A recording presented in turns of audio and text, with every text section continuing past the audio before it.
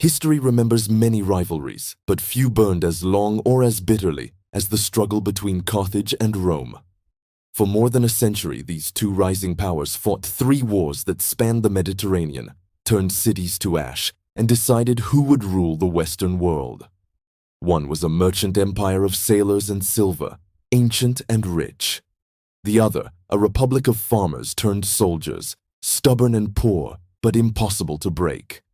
Their collision would forge empires and rewrite history. Picture the Mediterranean around 270 BCE. Carthage, a Phoenician colony grown wealthy from trade, controls vast sea routes and colonies from North Africa to Spain and Sicily. Its harbors are crowded with merchant ships and war galleys, its coffers full of silver from Iberian mines. Rome, meanwhile, has just finished conquering Italy. A tough republic with citizen soldiers, stern laws, and a belief that defeat is temporary. Until now, the two have eyed each other warily but lived separate lives. Then the balance shifts.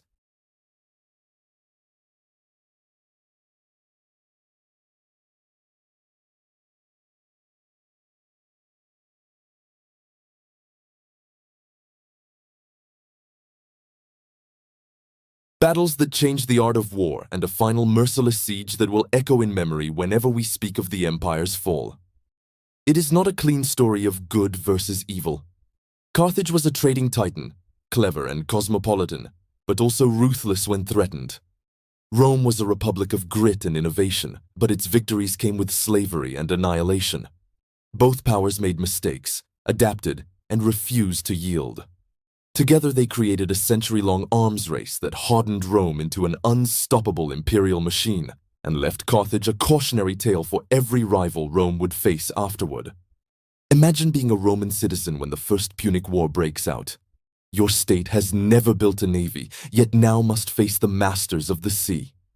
Imagine being a Carthaginian general decades later, watching your commander Hannibal drag elephants through snow to strike Rome at its heart, only to see your city strangled in revenge years later.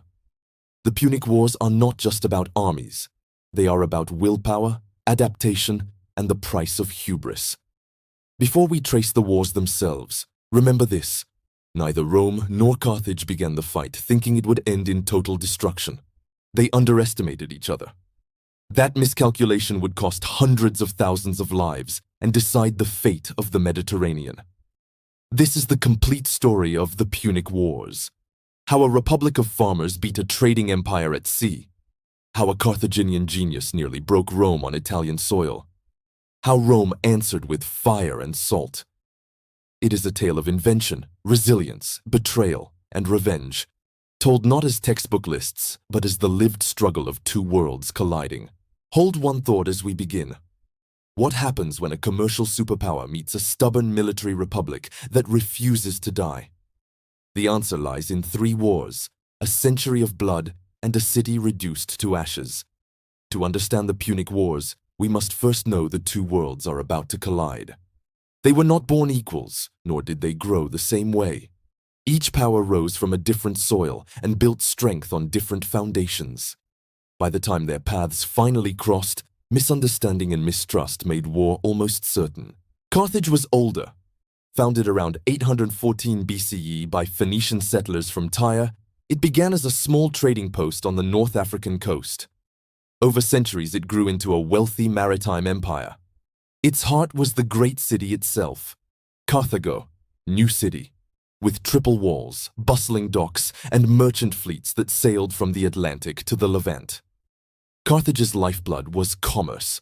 It traded silver, tin, grain, olive oil, fine textiles, and exotic goods from Africa.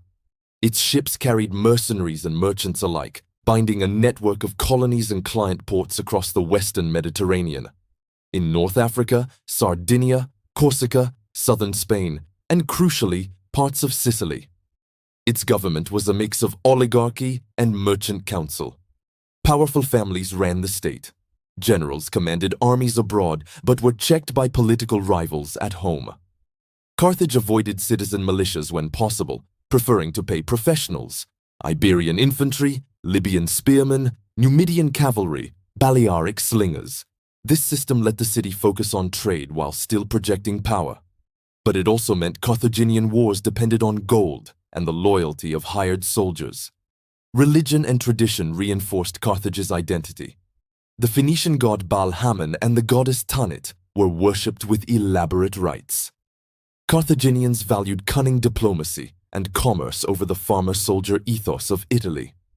To Greeks and later Romans, Carthage seemed foreign, wealthy, and calculating. A place of traders, not warriors. Rome's path could not have been more different. From a tiny Latin settlement on the Tiber, Rome spent the centuries from roughly 500 to 270 BCE in relentless conquest across the Italian peninsula. Its government was a republic, 2 annually elected consuls, a senate of aristocrats, and assemblies of citizens. It was not fully democratic, but it tied military service to citizenship. Every Roman farmer was also a potential soldier. Every victory gave land, slaves, or prestige that strengthened the state. Rome built alliances cleverly. Conquered Italian communities became allies, keeping some autonomy while supplying troops. This created a massive manpower pool. When Rome went to war, it could call on tens of thousands of soldiers from across Italy. Defeat was never final, because new armies could always be raised. Roman discipline, engineering, and stubbornness forged a culture where setbacks were lessons, not death sentences. Unlike Carthage, Rome had little wealth early on. It had no grand fleet, no overseas colonies, and no long trade networks. Its strength lay in people, organization, and an iron belief that Rome must endure. This mentality produced an unusual resilience. Lose a battle, raise another army, lose a war, adapt tactics, and return. Neighbors underestimated it and paid. By the mid-3rd century BCE, Rome dominated all of Italy south of the Po River. It had fought Samnites, Etruscans, Greek colonies, even the great Pyrrhus of Epirus, whose costly victories gave us the phrase Pyrrhic victory. Each conflict taught Rome something. It learned to fight phalanxes with flexible manipular legions. It built roads to move troops faster. It honed siegecraft. Slowly, it became the unspoken master of the peninsula. Carthage, meanwhile, had also been expanding but with different priorities. Its wealth depended on controlling sea trade and strategic harbors. It fortified key points, Sardinia and Corsica for western routes, Spain for silver and manpower, North Africa for grain. Sicily was the prize jewel, rich farmland and positioned at the heart of Mediterranean shipping lanes. For decades, Carthage had vied with Greek cities there, fighting and trading by turns.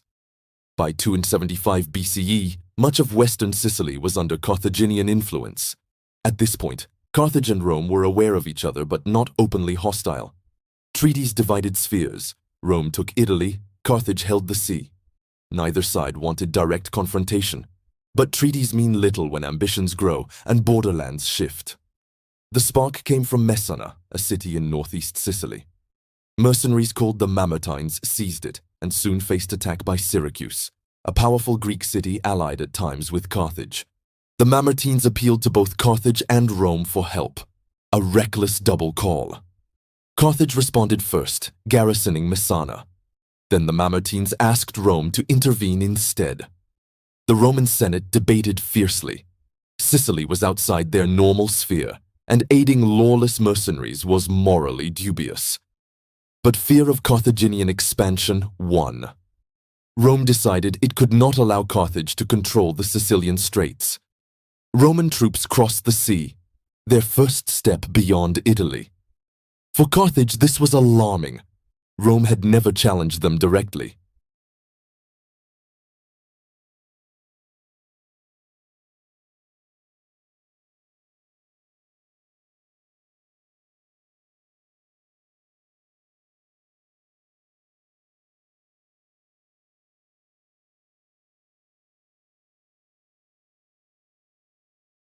It's striking to remember that neither Rome nor Carthage wanted total war at this stage.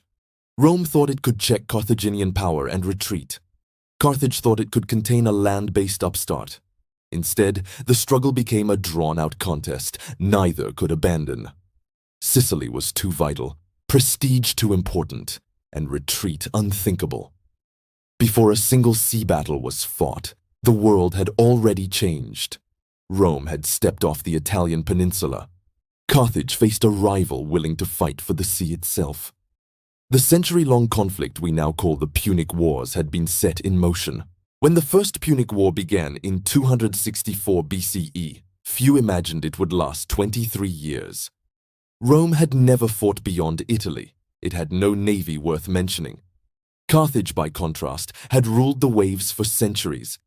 Its fleets controlled trade from Spain to North Africa and Sicily. Its admirals were veterans, its harbors full of warships. To outside observers, the result seemed obvious. Carthage would dominate the sea, Rome would be pushed back to Italy, and the status quo would return. At first, events seemed to follow that script. Rome's initial move was to secure Messana, the trigger city.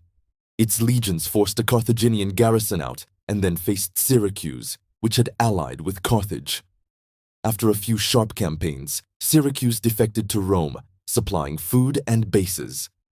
This gave Rome a foothold in eastern Sicily. But the foothold was not victory. Carthage still held western strongholds, controlled the sea lanes, and could land troops almost anywhere. Rome's legions pushed west anyway, adapting to Sicilian terrain. They besieged cities, fought mercenaries, and learned that Carthaginian commanders, notably Hamilcar Barca, were skilled in mobile warfare. But again and again, Roman efforts stalled because Carthaginian fleets cut supplies and reinforced garrisons. Sicily's rugged hills and fortified towns made quick conquest impossible without control of the coast. Rome faced a brutal truth. To win this war, a land power had to become a naval power. The Romans responded with audacity. Around 260 BCE, they captured a Carthaginian quinquereme, a massive five-oared warship that had run aground. Shipwrights studied it plank by plank and used it as a model. Within months, Rome built an entire fleet of similar vessels, a breathtaking feat for a people new to large-scale shipbuilding. They trained thousands of oarsmen, many drawn from Italy's allies, by practicing on dry land with benches and rhythmic drills before ever touching water. But Rome also knew it could not outsail Carthaginian veterans in traditional maneuver battles. So they changed the game. Engineers designed the corvus, a heavy boarding bridge with a spike that could be dropped onto an enemy deck. Instead of fighting ship to ship with ramming skill, Roman crews could grapple and turn a sea fight into an infantry brawl, something they understood well. Their first test came at Mylae in 260 BCE. Consul Gaius Duilius led the new fleet against Carthaginian ships expecting an easy win. When the enemy closed, Roman corvée slammed down, legions stormed aboard, and sea battles turned into deck combat. The Carthaginians were shocked. Rome, untrained at sea, had found a way to neutralize seamanship with brute infantry strength. Duilius returned to Rome in triumph. For the first time, the city celebrated a naval victory. Success was not smooth thereafter. Fleets were lost to storms, a constant hazard when rushing inexperienced sailors onto rough waters. Twice, Rome lost hundreds of ships in sudden tempests. Each time, the Senate debated quitting. Each time, Rome rebuilt. This pattern, suffer disaster, learn, rebuild, would define Rome's rise. Meanwhile, on land, the war turned grinding. Carthaginian general Hamilcar Barca waged a brilliant guerrilla campaign in western Sicily from 247 BCE onward. He struck supply lines, avoided full battles, and kept Carthage in the fight despite Roman advances. His resilience frustrated Rome and preserved Carthage's prestige even as fortunes shifted. Rome escalated by striking at the source. In 256 BCE, a huge Roman fleet under Regulus crossed to North Africa, hoping to end the war at Carthage's gates. At first they succeeded, winning at Ecnomus, one of history's largest naval clashes, and landing troops near Carthage. Regulus defeated Carthaginian armies and forced desperate peace talks. But Rome overreached. Regulus demanded harsh terms, and Carthage refused. Instead, it hired a Spartan mercenary commander, Xanthippus, who retrained its army and used elephants with devastating effect.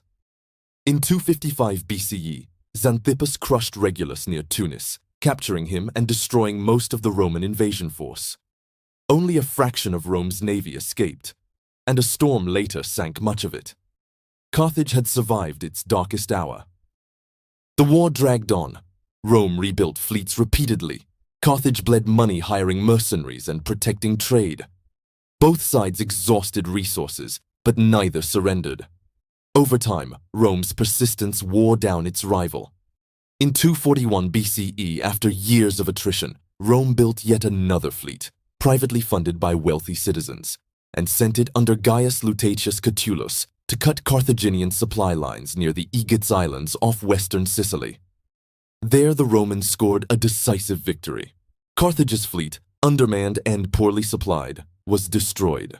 Carthage, bankrupt and unable to raise another navy, sued for peace. The treaty ended the First Punic War after 23 years. Carthage surrendered Sicily, its richest holding, and paid a huge indemnity over 10 years. Rome had done the unthinkable. A land republic with no maritime tradition had beaten the ancient master of the sea. The consequences were profound. Rome now controlled its first overseas province, Sicily, and had learned to project power beyond Italy. Its navy was no longer an improvisation, but a permanent arm of state policy. The Republic had shown a capacity for resilience that stunned the Mediterranean, lose fleets, armies, and still return stronger. Carthage, humiliated but not destroyed, retreated to rebuild and pay debts. Inside its walls, bitterness festered. The Barca family, led by Hamilcar, would vow never to forget. For Carthage, defeat also brought dangerous internal strains. Paying Rome's indemnity drained its treasury. Mercenaries who fought in Sicily mutinied when not paid promptly, launching the brutal mercenary war, sometimes called the Truceless War, on Carthaginian soil. Carthage crushed the revolt, but at terrible cost. Meanwhile, Hamilcar looked west to Spain, seeing in its silver mines and manpower a way to rebuild strength and eventually challenge Rome again. For Rome, victory brought confidence and appetite. The Republic had tasted like an empire. But it also inherited new responsibilities, governing Sicily, maintaining fleets, and defending against powers now viewing Rome as a threat. The stage was set for a second, far deadlier clash. The First Punic War changed both sides. It turned Rome into a naval power and convinced Carthage it must strike back smarter and harder. In the coming generation, a boy raised in Carthage, taught by his father Hamilcar to hate Rome, would lead that strike. His name was Hannibal. The First Punic War had ended, but its peace was fragile. Carthage had lost Sicily, its treasury was drained, and Rome had proven it could outlast disaster. Yet Carthage was not finished. One man, and one family, refused to accept humiliation.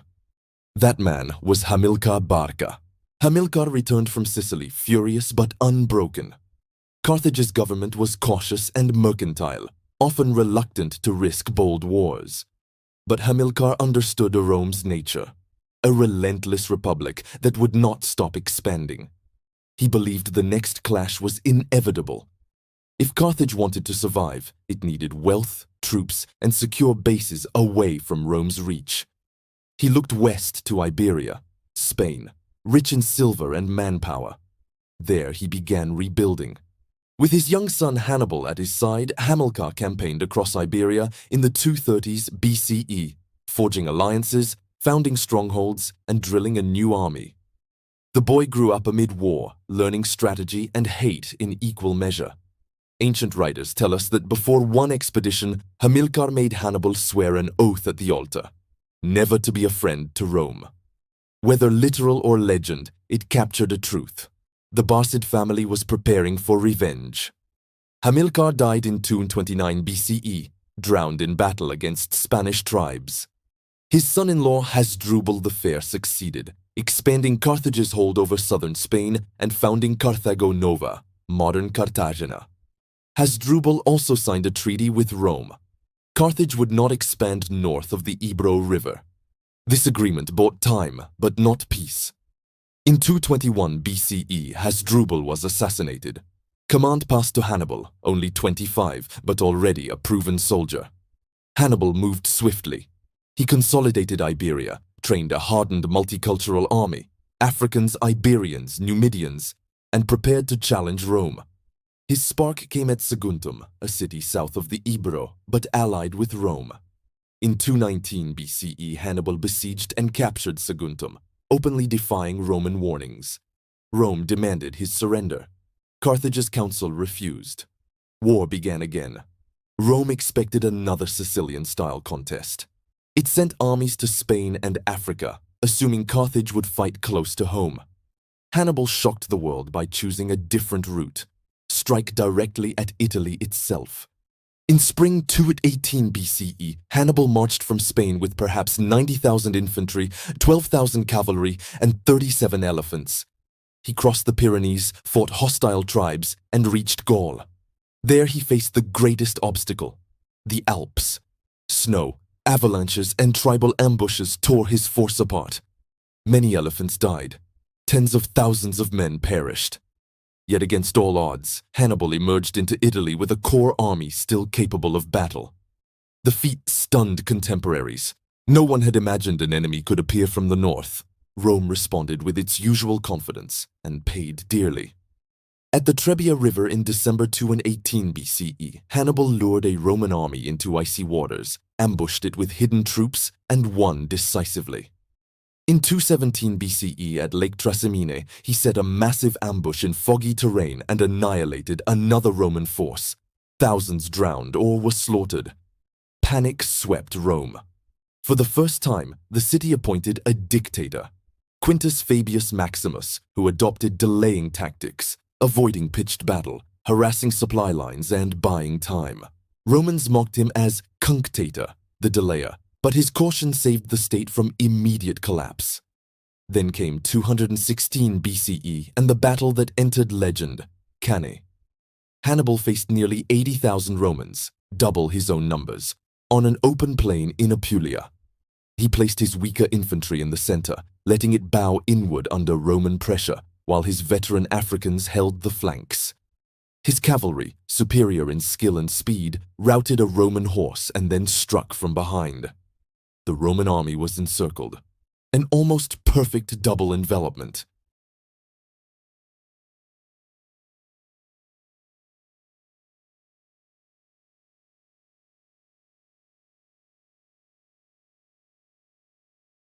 Carthage's cautious leadership sent few supplies. Its navy failed to control the seas. Rome, wounded but alive, raised new legions from every corner of Italy. Losses that would have ended another state became lessons. Under leaders like Fabius and later Marcus Claudius Marcellus, Rome shifted strategy. It avoided massive field battles and focused on sieges, retaking defiant allies and cutting Hannibal's support. Slowly, it reclaimed southern Italy. Hannibal remained undefeated in open battle, but found himself isolated, forced to watch Rome's strength regenerate. Meanwhile, in Spain, Rome struck at Hannibal's base. The Scipio family led campaigns there. After initial setbacks, Publius Cornelius Scipio, later called Africanus, took command. Young, brilliant, and daring like Hannibal himself, Scipio captured New Carthage in 209 BCE and dismantled Carthage's Iberian Empire. This deprived Hannibal of silver and recruits. Rome then took an even bolder step: invade North Africa to force Carthage to recall Hannibal. Scipio, now a seasoned general, landed near Carthage in 204 BCE, allied with Numidian prince Massinissa, and defeated Carthaginian forces. Under pressure, Carthage summoned Hannibal home. The two titans met in 202 BCE at Zama, not far from Carthage. Hannibal, older but still brilliant, faced Scipio's reorganized legions and Numidian cavalry. The battle was fierce but decisive. Scipio used flexible manipular tactics to neutralize Hannibal's elephants and outflanked his army with superior cavalry. Hannibal was defeated for the first time in his career. Carthage sued for peace. The terms were harsh but not yet fatal. Carthage lost its empire outside Africa, handed over its fleet, paid a massive indemnity, and promised not to wage war without Rome's permission. Hannibal returned to politics, reforming Carthage's finances and resisting Rome diplomatically, but his power waned. Hounded by Roman pressure, he fled into exile and eventually took his own life rather than be captured. The Second Punic War changed Rome forever. It had survived disaster, reinvented its armies, built global alliances, and emerged the clear master of the Western Mediterranean. Carthage remained alive but crippled, a trading city under constant Roman watch, stripped of empire and pride.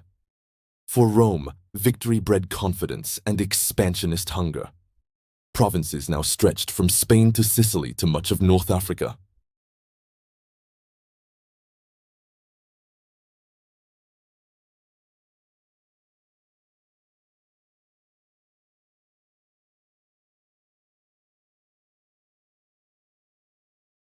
The final act was coming. The peace imposed on Carthage after Zama in 202 BCE was harsh, but not annihilating. Carthage kept its city and African heartland, yet it was no longer a true empire. It surrendered its fleet, paid Rome heavy indemnities, and swore never to wage war without Roman permission. For 50 years, Carthage obeyed. It rebuilt its economy through trade and agriculture, paying off the war debt faster than expected. Merchants grew rich again, fields bloomed, and the city recovered some of its old splendor. To Roman eyes, this resurgence looked threatening. Rome, after the Second Punic War, had become the Mediterranean superpower. Spain was now Roman territory. Macedonia and Greece were being drawn into Roman control. Wealth from conquest poured into Italy, changing the republic's economy and politics. Yet fear still lingered. The memory of Cannae, of Hannibal at Italy's gates, haunted Roman imagination. Many senators believed that as long as Carthage existed, Rome would never be safe. No one voiced this fear louder than Marcus Porcius Cato, known to history as Cato the Elder. An austere statesman and veteran of the Hannibalic War, Cato visited Carthage on a diplomatic mission in the mid-2nd century BCE. He was shocked to see a city thriving again, fields fertile, warehouses full, harbors busy. Returning to Rome, he began ending every Senate speech, no matter the subject, with the same chilling refrain: Carthago delenda est. Carthage must be destroyed. The phrase became a political drumbeat. For a time, Rome avoided direct confrontation. Carthage was still a valuable trading partner, and some senators preferred stability. But events in North Africa slowly tilted the balance toward war. To Carthage's west lay Numidia, ruled by King Massinissa, once Rome's ally at Zama.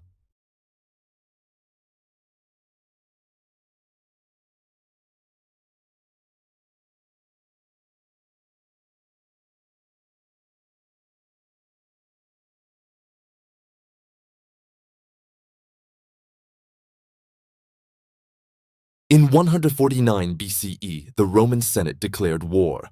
The Third Punic War had begun. Carthage's leaders initially hoped for negotiation. They offered hostages, weapons, even ships to appease Rome. The Roman consuls demanded more. Surrender your city and move inland, abandoning the coast. This was too much. Carthaginians, proud and cornered, refused. The city prepared for a siege. What followed was one of antiquity's most famous acts of endurance. Carthage was still rich and populous. Its harbor bustled with trade. Its walls were enormous, over 30 kilometers long, with multiple layers and towers. The people mobilized furiously. Smiths forged weapons day and night. Women cut their hair to make bowstrings. Old warships were refitted. Catapults and engines lined the battlements. Merchants became soldiers. Slaves were promised freedom for fighting. Rome at first underestimated the challenge. The consuls landed in Africa expecting a swift victory, but Carthaginian resistance was fierce. The city's harbors and walls frustrated Roman assaults. Disease and supply issues plagued the besiegers. For 2 years, the war dragged on, embarrassing a republic that prided itself on swift, decisive action. In 147 BCE, Rome turned to a young, ambitious commander. Publius Cornelius Scipio Aemilianus, the adopted grandson of Scipio Africanus. Scipio Aemilianus reorganized the demoralized Roman forces, tightened discipline, and methodically strangled Carthage's lifelines. He cut supply routes, defeated Carthaginian field armies, and began a patient, relentless siege. Inside the city, conditions deteriorated. Starvation and disease took hold. but Carthage fought on. Defenders launched daring night raids to burn Roman siege works. Engineers built new defenses faster than Romans could destroy them. Each district became a fortress. Finally, in spring 146 BCE, Scipio launched a full assault. Roman troops breached the outer harbors and forced their way into the city. Fighting turned street by street, house by house. Carthaginian resistance was desperate. Families fought from rooftops, barricades filled alleys, fires raged. Ancient historians describe screams, smoke, and hand-to-hand slaughter over 6 brutal days. When organized defense finally collapsed, survivors retreated to the Byrsa, the citadel. There, thousands made a last stand. Some took their own lives rather than be enslaved. Others fought until overwhelmed. Carthaginian commander Hasdrubal surrendered, but his wife, cursing him for cowardice, threw herself and their children into the flames. Rome showed no mercy. Scipio allowed the city to burn. Ancient writers say he wept as he watched Carthage's destruction, murmuring lines from Homer about Troy's fall, perhaps realizing Rome's own fate might one day mirror this scene. Yet duty demanded completion. Carthage was systematically destroyed. Survivors, perhaps 50,000 out of hundreds of thousands, were sold into slavery.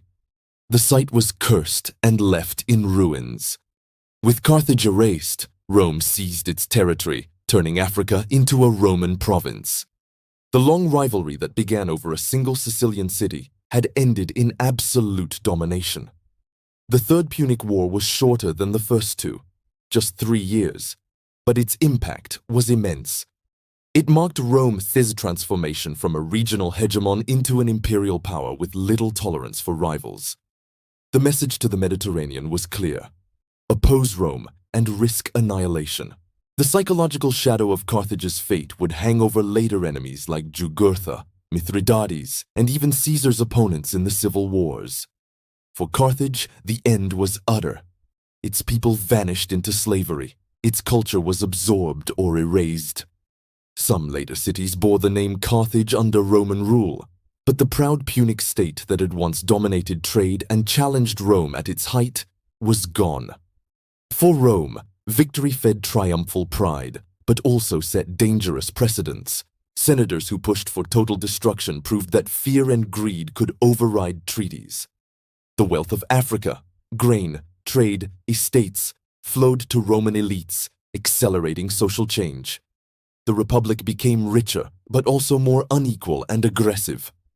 Veterans returned to find small farms failing under competition from slave plantations built on African spoils.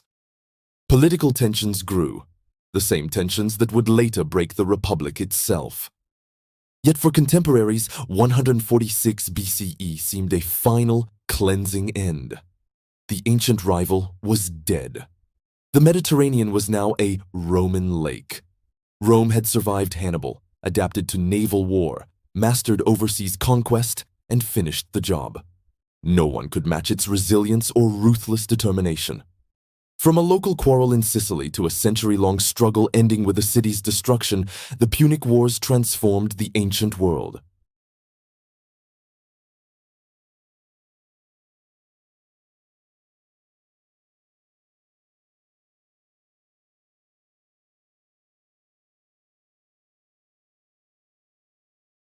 In 146 BCE, after more than a century of struggle, a city that had ruled the western seas ceased to exist. From those ashes, Rome stepped fully into the empire. Looking back, the Punic Wars are more than a military chronicle. They are a study in endurance, adaptation, and the cost of fear. Carthage began with every advantage. It was older, richer, and a master of the sea. Its harbors held fleets that had traded for centuries. Its merchants commanded silver and grain. Yet its system relied on hired soldiers and cautious politics. When war came, it could strike brilliantly under leaders like Hamilcar and Hannibal, but it struggled to mobilize its whole society. Its wealth bought armies, but not unity or staying power. Rome began with little. It was a farmer's republic with no navy and few resources beyond its people. But it possessed something harder to measure: an almost irrational refusal to quit. Every defeat became a lesson. Ships lost to storms were rebuilt. Armies destroyed at Trebia, Trasimene, and Cannae were replaced by new legions. The Republic's alliance network turned Italy into a reservoir of manpower. Over time, that stubborn resilience overcame Carthage's skill and wealth. The First Punic War proved this stubbornness at sea. Rome had no ships, so it built a fleet from scratch and invented the corvus to turn naval fights into infantry battles. Storms destroyed hundreds of vessels, yet Rome kept returning until Carthage's treasury broke. The Second Punic War tested Rome on land like nothing before or after. Hannibal's genius nearly shattered the Republic. His victory at Cannae remains a tactical masterpiece. But Rome refused to negotiate. It adopted Fabian delay, clawed back allies, cut Hannibal's supplies in Spain, and produced a counter-genius in Scipio Africanus. The Third Punic War showed a darker lesson. Once Rome had power, fear, and ambition pushed it toward total destruction. For Carthage, the arc is tragic. It recovered economically after Zama and might have lived on as a trading partner. But its resurgence triggered Roman paranoia. Every ship, every harvest was seen through the lens of past terror. When Carthage finally broke the treaty to defend itself against Numidian raids, Rome seized the chance to finish an old enemy. The city's desperate, heroic defense delayed the inevitable, but could not stop it. Carthage burned not because it was threatening Rome at that moment, but because Rome remembered what fear felt like and vowed never to feel it again. For Rome, victory brought glory, but also transformation. The republic that entered the First Punic War was still a relatively modest citizen state. The Rome that emerged after 146 BCE was an imperial superpower, rich, ambitious, and increasingly ruthless. African grain and Spanish silver flowed into patrician estates. Veterans returned to a society tilting toward inequality and political unrest.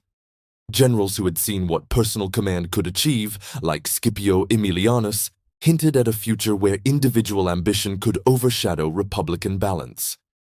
In many ways, the Punic Wars planted the seeds of the Republic's later crises. Culturally, the wars reshaped the Mediterranean. Rome absorbed Carthaginian lands and trade networks, linking Spain, Africa, and Italy into one economic system. Punic sailors, merchants, and farmers became Roman subjects.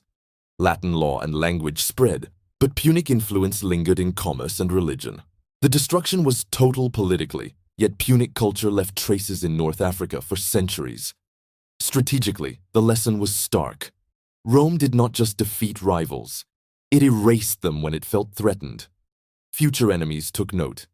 Jugurtha, Mithridates, and later the kings of the East understood that Rome fought to the finish. Centuries later, when writers wanted to describe a city utterly destroyed, they reached for Carthage as the symbol. On a human level, the wars were catastrophic. Hundreds of thousands died. Soldiers in Sicily and Spain, peasants in Italy caught between armies, Carthaginian civilians starved and enslaved. Hannibal's Alpine march is remembered as daring, but it killed countless men and animals. The siege of Carthage ended with entire families dying in flames or chains. Rome's triumphal processions celebrated victory, but they also masked the suffering that built its empire. And yet the story endures because it speaks to enduring questions. What makes a society resilient enough to survive disaster after disaster? How does fear shape power? Can security ever be guaranteed by destroying an enemy? Is wealth without unity enough to resist a disciplined rival? And how far should a republic go before it becomes the thing it once feared? An empire built on conquest and domination? The rivalry also gave the world two of its great archetypes. Hannibal, the daring field commander, master of surprise and tactical brilliance, willing to gamble everything on one genius plan. Rome, the collective machine, unimaginative at times, but relentless, rebuilding until opponents break. Military thinkers still debate them. Genius versus system, bold stroke versus grinding resilience. There is an irony in the ending. Rome feared Hannibal so deeply that it destroyed Carthage to feel safe. But no empire is ever fully safe. Within a century, Rome itself would be torn by civil wars, its republic collapsing under the weight of its own victories. The fate Cato feared for Rome, that wealth and overreach might undo it, came not from Carthage, but from within. Yet Rome's rise after the Punic Wars also created the Mediterranean world we know from later history.